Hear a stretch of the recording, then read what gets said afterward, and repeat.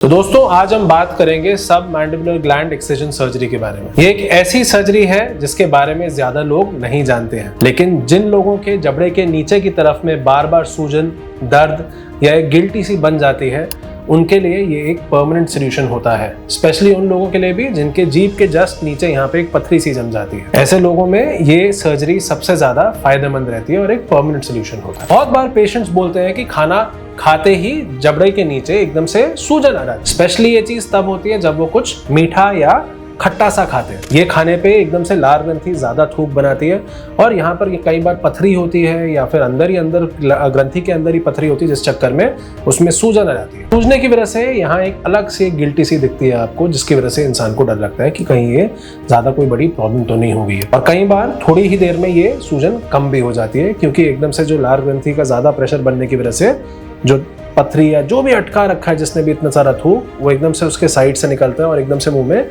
खूब सारा नमकीन सा लार आ जाता है मुंह में। मेरा इंसान महसूस करता है कि एकदम से नमक नमक सा पानी आ गया मुंह में और ये सूजन भी कम हो जाती है। ये चीज काफी ज्यादा इंडिकेट करती है कि आपको सब मैंडिबुलर ग्लैंड की ब्लॉकेट का दिक्कत है। अब बात करते हैं कि सब मैंडिबुलर ग्लैंड आखिरकार होता क्या है। ये एक लार ग्रंथि है जो आपके मुंह का जो थूक होता है, या जिसको हम इंग्लिश में सलाइवा बोलते हैं, ये वो बनाती है। जब इस ग्लैंड के अंदर या तो कोई स्टोन बन जाता है या किसी क्रॉनिक इन्फेक्शन की वजह से जो इसकी जो ट्यूब जो हमारे मुंह के अंदर आके खुलती है, जो थूक को लार ग्रंथि से लेके मुंह के अंदर डालती है, इसी के अंदर अगर कोई इन्फेक्शन की वजह से रुकावट आ जाए, तब असलियत में इस ग्रंथि की तकलीफें शुरू होती हैं। और इसी के चक्कर में अचानक खाते समय हमारे को एकदम से दर्द सा होता है। यहाँ की तकलीफ में काफी ज्यादा तकलीफ, सटकने में काफी दर्द रहता है। शुरुआत में ये प्रॉब्लम कभी कभार होती है, लेकिन धीरे धीरे बार बार ये रिपीट होने लग जाती है, तब इसे क्रॉनिक सियाल एडेनाइटिस कहते हैं हम। कई सारे लोग इस स्टेज में इसमें दवाइयां खाना शुरू कर देते हैं, लेकिन जब स्टोन या तो आकार में बड़ा हो जाता है या ग्लैंड परमानेंटली खराब हो जाता है, बार बार छोटे छोटे स्टोन्स बनाना शुरू कर देता है, तब इसमें मेडिसिन काम नहीं करती हैं।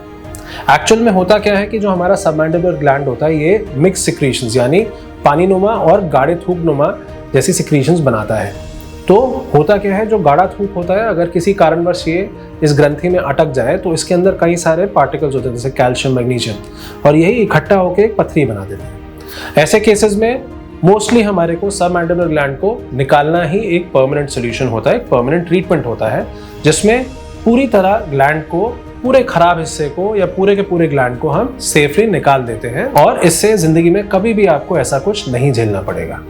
इस ग्लैंड के साथ साथ हम अपने सेंटर में स्पेशली ये जो लार ग्रंथि की जो पूरी की पूरी नली होती है मुंह के अंदर से, उसको भी निकाल देते हैं, जिससे कोई चांस ना बचे कि ये वापस कभी जिंदगी में आपको ये तकलीफ वापस झेलनी पड़े।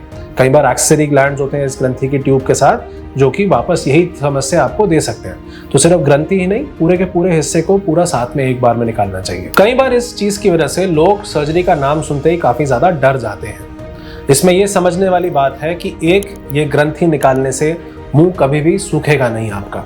आपके मुंह के अंदर कई सारी और भी ग्रंथियां हैं, अनगिनत मुंह के अंदर फैली हुई ग्रंथियां हैं। साथ में बड़ा हमारा पैरोटिड ग्लैंड, एक ऐसी लार ग्रंथि है, दोनों तरफ प्रेजेंट होती है, ये सबसे ज्यादा आपके मुंह में थूक बनाती है। इसके साथ साथ दूसरी तरफ का भी सबमैंडिबुलर ग्लैंड है और बीच में दोनों तरफ के सबलिंगुअल ग्लैंड्स भी हैं, जो कि मुंह में थूक बनाते हैं। ये एक प्लान्ड और सेफ सर्जरी है। इसको करने के लिए हम एक गले के एकदम जबड़े के नीचे लगभग 2 से 3 उंगली नीचे हम एक बहुत पतला सा छोटा सा एक चीरा देते हैं, और उसी से ये पूरा का पूरा ग्रंथि निकाल दिया जाता है। एंड ज्यादा से ज्यादा 6 से 7 दिन में मरीज पूरा अपना नॉर्मल अपना कामकाज पूरा वापस रिज्यूम कर सकता है। इसमें कोई पेन भी नहीं रहता है पोस्ट ऑपरेटिवली। एंड 7वें दिन पे इसको बिल्कुल हरी तरीके से सारी की सारी जो पट्टी जो भी हम करके रखते हैं वो सब हटा देते हैं, और 6 से 7 महीने में ये निशान भी काफी हद तक गायब सा हो जाता है। और सबसे अच्छी बात यह है कि बार बार होने वाली जो हमारे यहाँ गिल्टी सी जो होती है, जो एक स्वेलिंग सी आती है, बार बार सूजन जो आती है, उससे हमें हमेशा के लिए छुटकारा मिल जाता है। अगर आप भी ऐसी कोई ग्रंथि को इग्नोर करते रहते हैं, ऐसी किसी सूजन को इग्नोर करते रहते हैं जो अपने आप बढ़ती है, कम हो जाती है, लार ग्रंथि की वजह से कोई सूजन हो रही है, तो याद रखें, इसमें कई बार ऐसा पस भी बन जाता है जो पूरी गर्दन में फैल जाते हैं, और ऐसे कॉम्प्लिकेशंस होते हैं जिसमें हमारे को मल्टीपल चीरे देने पड़ते हैं उसको सही करने के लिए।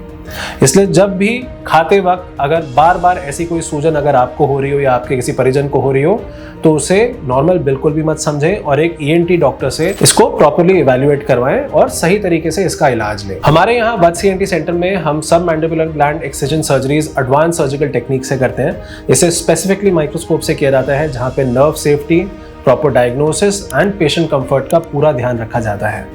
सर्जरी सिर्फ तब तक ही सजेस्ट की जाती है जब वो सच में ज़रूरी हो, और यदि हो सकता है तो दवाई से भी हम कोशिश करते हैं ठीक करने का, और अगर नहीं हो पाता है तो पेशेंट को परमानेंट रिलीफ देने के लिए इसमें सर्जरी भी करनी पड़ सकती है।